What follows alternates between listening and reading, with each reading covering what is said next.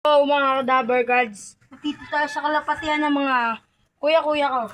Ito po yung kalapati niya. Papaliparin niya ngayon. Sabado po yung laban namin ng straight race. Nakata po tayo ng dike. Yan na po, paparoundahin po natin. Tara, saman po natin siya.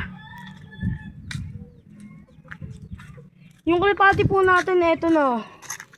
Yung green cell.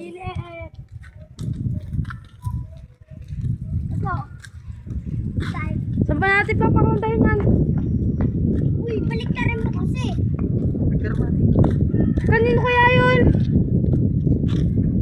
Nalipat na. Ay, di tayo. Dito po tayo sa may dulo. Location po na ito, Balubat. Binabenta po kami ang kalapati. Susalan po kayo sa buko, mahangin.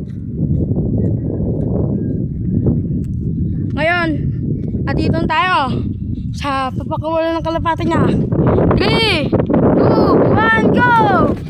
Ayan na po. Ikot na po sila. Yun po sila yun. Yun na po, pauwi na. Abangan na po namin dam. Bye-bye. Wala na, ubus na. Nasa na po kaya ang kalapati niya? Bumalik na naman po yung grave cell natin.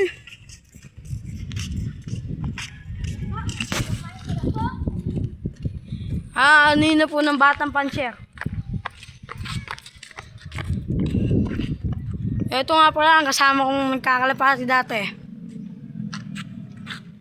Nadakma na po ang ating grave cell ng batang panser.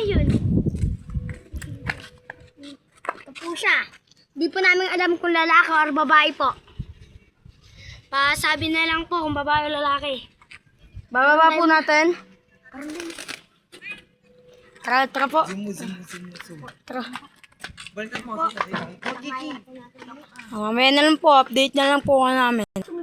Yung pala, nakabalik niyo yung kalapati natin. Ayun, sa bubong.